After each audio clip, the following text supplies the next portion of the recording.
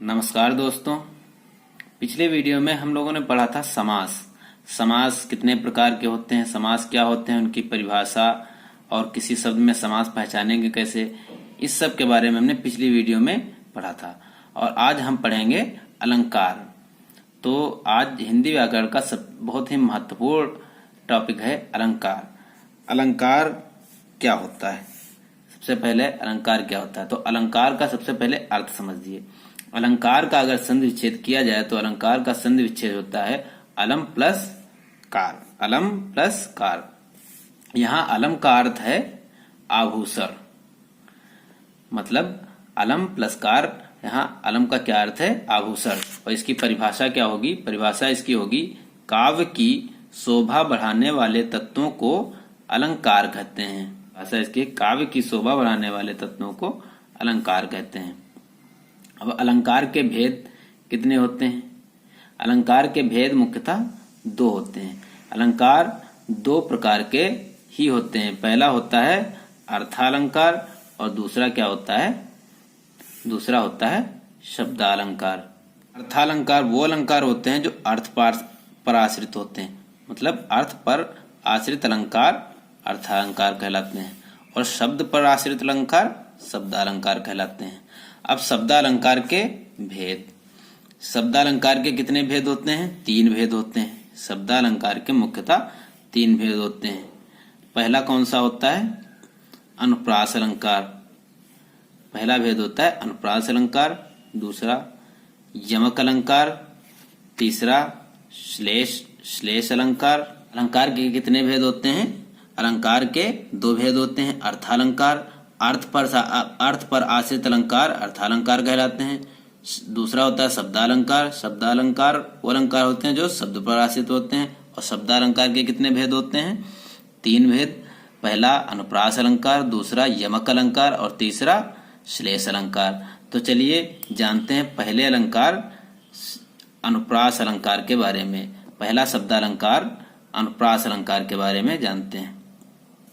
तो अनुप्रास अलंकार क्या होता है? जब वर्ण बार बार आए तो वहां पर अनुप्रास अलंकार होता है। जिस काव्य में कोई वर्ण बार बार आए वहां पर अनुप्रास अलंकार होता है। उदाहरण के लिए समझते हैं, देखिए उदाहरण देखते हैं। मधुर मधुर मुस्कान मनोहर, मधुर मधुर मुस्कान मनोहर, मनुज वेश का उजियाला। इसमें देखें माँ वर्ण की आवृत्ति कई बार हुई है, मतलब माँ वर्ण जो है कई बार आया है। यहाँ भी माँ आया है, यहाँ पर भी माँ वर्ण आया है, यहाँ पर भी माँ वर्ण आया है, यहाँ भी आप देख सकते हैं, यहाँ भी, यहाँ भी। तो इस अलंकार में, तो इसमें कौन सा अलंकार है? अनुप्रास अलंकार। चलिए उदाहरण देखते हैं। दूसरा उदाहरण क्या है? चार चंद्र की चंचल किरणें खेल रही थीं जल थल में। इसमें यहाँ चा आया, यहाँ भी चा। तो चा की आवृत्ति सबसे ज्यादा किस वर्ण की आवृत्ति हुई है? चा वर्ण की। मतलब चार चंद्र की चंचल किरणें खेल रही थी जल थल में। तो इसमें कौन सा अलंकार होगा? अनुप्रास अलंकार। तो दोस्तों एक शब्दालंकार के एक अलंकार के बारे में हमने जाना, कौन सा? अनुप्रास अलंकार। जब वर्ण की बार बार आवृत्ति हो तो वहां पर अनुप्रास अलंकार होता है। जैसे उदाहरण के तौर पर हमने देखा, मधुर मधुर मुस्कान मनोहर, मनुज वेश का उजियाला, और चार चंद्र की चंचल किरणें खेल रही थी जल थल में। एक और उदाहरण, बहुत सारे उदाहरण होते हैं। एक और उदाहरण होता है मुदित महिपत मंदिर आए। इसमें भी माँ वर्ण की आवृत्ति हो रही है। तो चलिए देखते हैं दूसरा अलंकार, दूसरा शब्दालंकार कौन सा होता है। तो ये है दूसरा शब्दालंकार। दूसरा शब्दालंकार कौन सा होता है? यमक अलंकार। यमक अलंकार की परिभाषा क्या है? एक ही शब्द एक से अधिक बार आए और अर्थ अनेक हो। मतलब किसी कविता में अगर एक शब्द कई बार आए और उनके अर्थ भी अलग अलग हों, तब वहां पर कौन सा अलंकार होता है? यमक अलंकार। ये तब वहां पर कौन सा अलंकार होता है? एक ही शब्द एक से अधिक बार आए और उनके अर्थ भी अनेक हों। चलिए उदाहरण के तौर पर देखते हैं।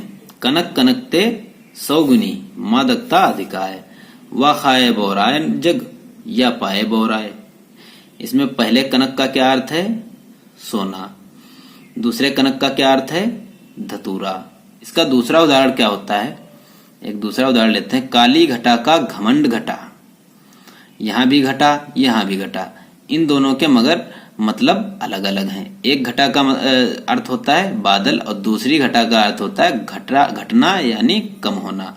तो काली घटा का घमंड घटा, तो इसमें कौन सा अलंकार आप पहचान सकते हैं आसानी से? यमक अलंकार। तो शब्दालंकार के हमने दो अलंकार के बारे में जाना। पहला क्या होता है? अनुप्रास अलंकार, जहां पर कोई वर्ण बार बार आए वहां पर अनुप्रास अलंकार होता है। दूसरा कौन सा होता है? यमक अलंकार, जहां पर एक ही शब्द के अनेक अर्थ हों तो वहां पर कौन सा अलंकार होता है? यमक अलंकार। चलिए अब जानते हैं शब्दालंकार के तीसरे अलंकार के बारे में। तीसरा अलंकार कौन सा होता है? तीसरा अलंकार होता है श्लेष अलंकार।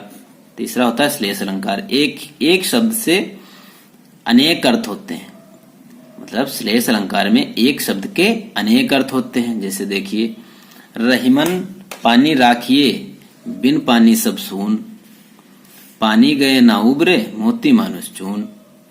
तो रहीमन, देखिए इसमें पानी पानी कितनी बार आया है? पानी पानी 3 बार आया है। तो पहले पानी का अर्थ क्या है?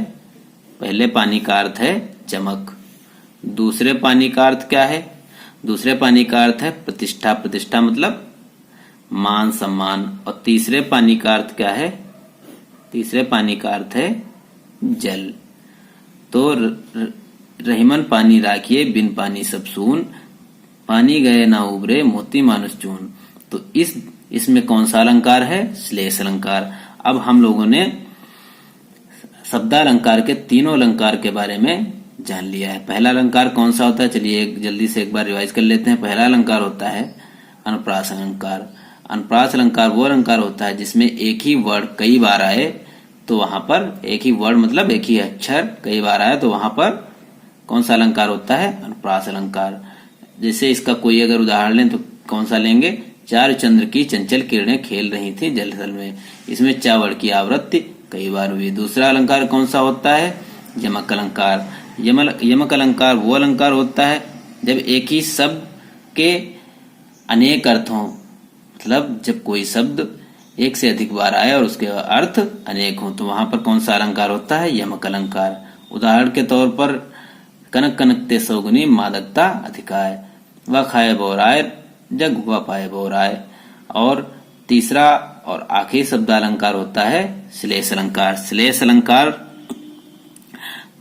वो अलंकार होता है जहां पर एक शब्द के अनेक अर्थ हों। जैसे रहीमन पानी राखिए बिन पानी सब सोन, पानी गए ना उबरे मोती मानुष चून। तो शब्दालंकार के बारे में हमने जाना। चलिए अब जानते हैं अर्थालंकार के बारे में।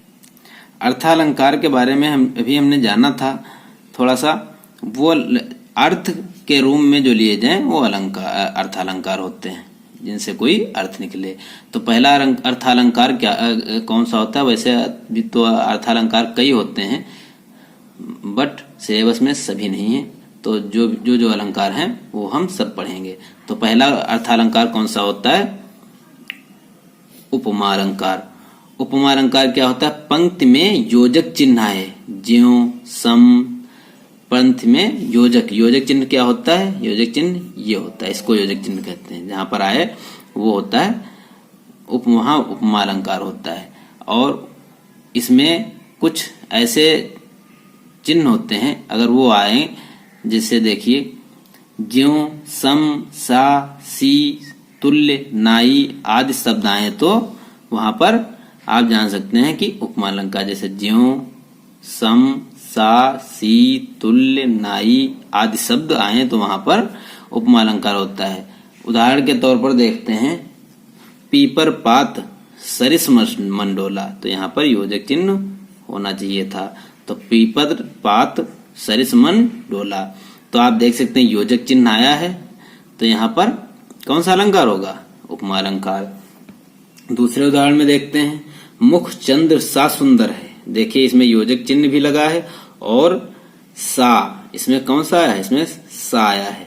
तो यहाँ पे और हमने भी क्या पढ़ा था? सा सी तुल्य नाई या आदि शब्द आए तो वहां पर उपमा अलंकार। तो यहाँ कौन सा अलंकार होगा? उपमा अलंकार। चलिए ये तो था उपमा अलंकार। अब चलिए जानते हैं नेक्स्ट अलंकार के बारे में। अगला अलंकार होता है अर्थालंकार में अगला अलंकार होता है रूपक अलंकार। रूपक अलंकार, रूपक अलंकार की परिभाषा आप देख सकते हैं। पंक्ति में केवल योजक चिन्ह आए, सा, सी, से आदि शब्द ना योजक चिन्ह अब आप जान चुके होंगे।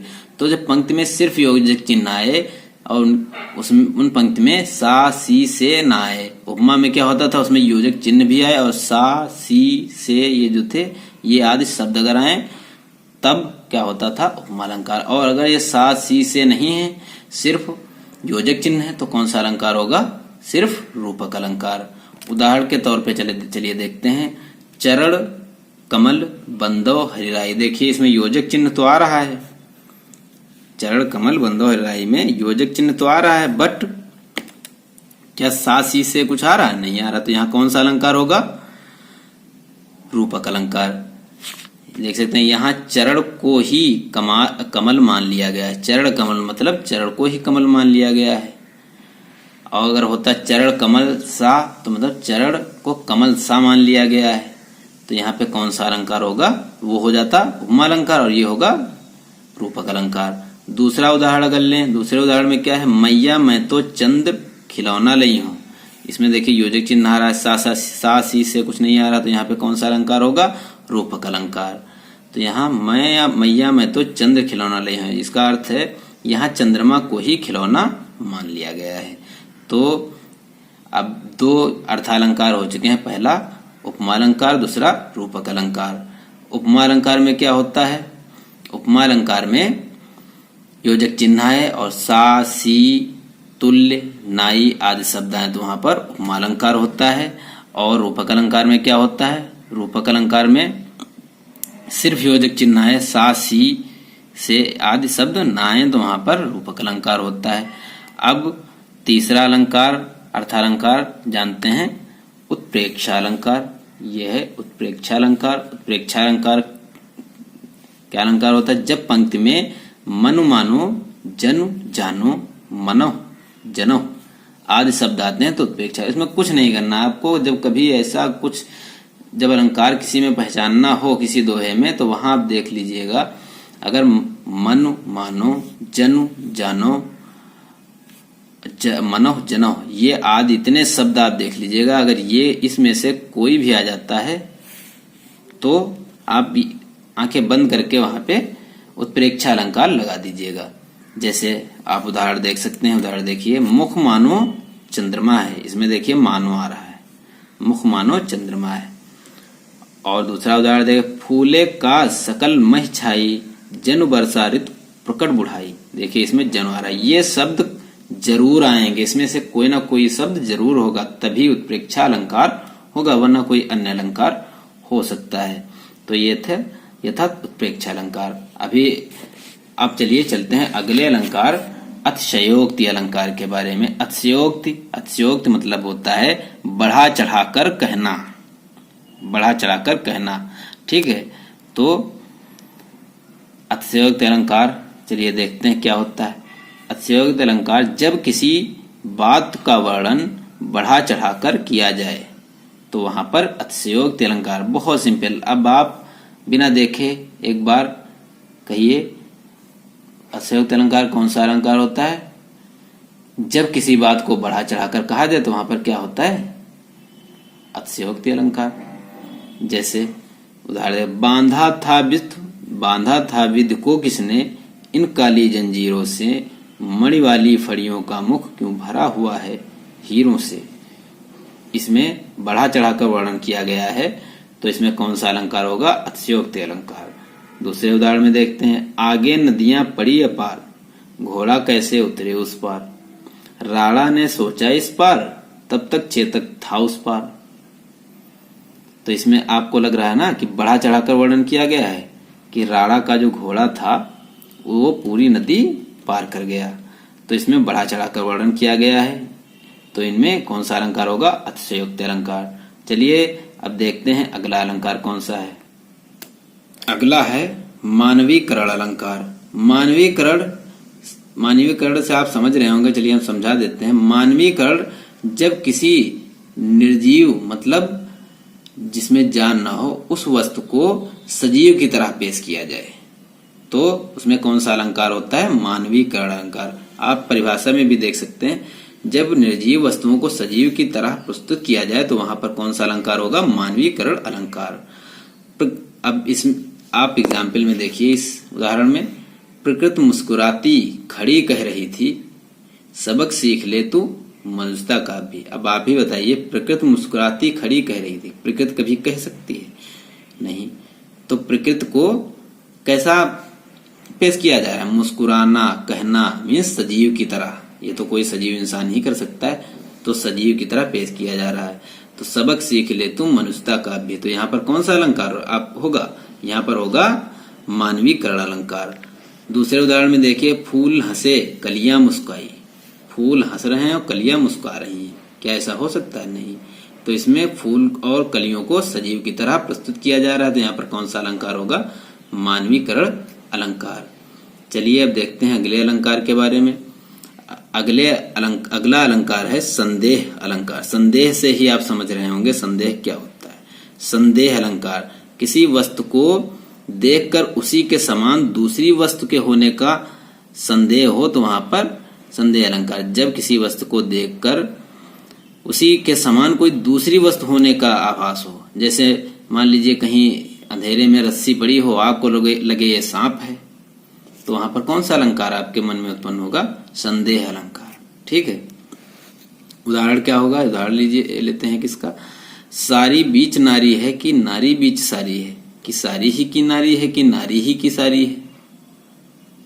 अब देखिए, आप ही देख लीजिए, इसमें ये कह रहा है कि सारी बीच नारी, उसको ये नहीं पता इसमें क्या है। अब वो उसके मन में शक या संदेह पैदा हो रहा है कि सारी बीच नारी है कि नारी बीच सारी है, कि सारी ही की नारी है कि नारी की ही सारी है, कि नारी की ही सारी है। तो इसमें कौन सा अलंकार होगा? इसमें होगा संदेह अलंकार। संदेह में क्या होता था कि किसी वस्तु को दूसरी वस्तु के समान समझ लिया जाता था, और भ्रांतिमान में क्या होता है? किसी वस्तु को दूसरी वस्तु ही समझ लिया जाता था। जैसे अंधेरे में मान लीजिए कोई रस्सी पड़ी हो, तो आपको के मन में संदेह पैदा होता है कि यार ये रस्सी है या सांप है, रस्सी है कि सांप है। मगर भ्रांतिमान में क्या होगा कि मन में विश्वास उनके हो गया कि ये नहीं, रस्सी नहीं, ये सांप है। ठीक है। तो भ्रांतिमान अलंकार क्या होगा? क्या होता है? संदेह अलंकार में तो संदेह बना रहता है, किंतु इसमें एक वस्तु को दूसरी वस्तु ही समझ लिया जाता है। समझे? उदाहरण क्या है इसका? उदाहरण में देखते हैं, भी समझ जाएंगे आप लोग। मुन्ना तब मम्मी के सर पर देख देख दो चोटी, भाग उठा भय मान कर सर पर सापिन लोटी। मतलब लड़का कहता है, जो कोई छोटा बच्चा है, उसने अपनी मम्मी के सर पर दो चोटी देखी तो वो भाग पड़ा उससे, तो उसको लगा कि इस पे उसके सर पे सांप बैठा है, तो उसने उन चोटियों को क्या मान लिया? सांप मान लिया। तो यहाँ कौन सा अलंकार होगा? यहाँ होगा भ्रांतिमान अलंकार। ऐसे ही देखिए दूसरा उदाहरण, बिल बिचारी प्रविशन लाग्यो नाग सुंड में व्याल, ताहू कारो ऊख भरम ये उठाऊ ताल। मतलब बिल विचार प्रश्न लागो, मतलब सांप जो है, एक सांप होता है और एक हाथी होता है। सांप जा रहा होता है, तब तक हाथी सामने आ जाता है। सांप को ये लगता है कि जो हाथी की सूंड है ये उसका बिल है, और हाथी को क्या लगता है कि ये जो सांप है, सांप नहीं ये गन्ना है, तो वो उसको उठा लेता है। वही इसमें कह रहा है, बिल विचार परिवेशन लाग्यो नाग सुंड में व्याल, ताहू कारो उख भ्रम लिए उठा उत्ताल। तो इसमें कौन सा अलंकार है? भ्रांतिमान अलंकार। तो आइए और अब चलते हैं, देखते हैं अगला अलंकार। तो अगला अलंकार कौन सा है? विरोधाभास अलंकार। विरोधाभास अलंकार, विरोधाभास से ही आपको आभास हो रहा होगा, विरोध ना रहने पर भी जहां विरोध हो, मतलब जहां विरोध ना हो फिर भी ऐसा उसमें दर्शाया जाए कि यहाँ विरोध हो रहा है, तो वहां पर कौन सा अलंकार होगा? विरोधाभास। जैसे भर लाऊ सीपी में सागर प्रिय, मेरी अब हार विजय क्या। कह रहे हैं भर लाऊ सीपी में सागर प्रिय, मेरी अब हार विजय क्या। इसमें कौन सा अलंकार होगा? विरोधाभास अलंकार। दूसरे उदाहरण में देखते हैं, ज्यों ज्यों बूढ़े श्याम रंग त्यों त्यों उज्जवल होए। इसमें भी कौन सा अलंकार होगा? विरोधाभास अलंकार। नेक्स्ट लास्ट अलंकार है दृष्टांत अलंकार। दृष्टांत अलंकार क्या होता है? जब बिंब प्रतिबिंब का भाव हो। बिंब प्रतिबिंब मतलब एक दूसरे के अपोजिट का भाव हो। जैसे सुख दुख, सुख दुख में देखिए बिंब प्रतिबिंब का भाव है। सुख दुख के मधुर मिलन से यह जीवन हो परिपूर्ण, फिर घन में ओझल हो सस, फिर सस में ओझल हो घन। तो इसमें आपको लग रहा है ना कि बिंब प्रतिबिंब का भाव है, तो यहाँ कौन सा अलंकार होगा? दृष्टांत अलंकार। तो ये थे अलंकार। तो हम लोगों ने सभी अलंकार पढ़ लिए हैं। तो आपको ये वीडियो कैसा लगा? आई होप कि आपको ये वीडियो अच्छा लगा होगा। तो आपको ये वीडियो कैसा लगा कमेंट बॉक्स में जरूर बताइएगा। और अलंकार से रिलेटेड कोई भी क्वेश्चन हो, कोई भी क्वेरी हो, तो कमेंट बॉक्स में जरूर बताइएगा। और हमारे चैनल को सब्सक्राइब जरूर करिएगा और अपने दोस्तों को शेयर करिए।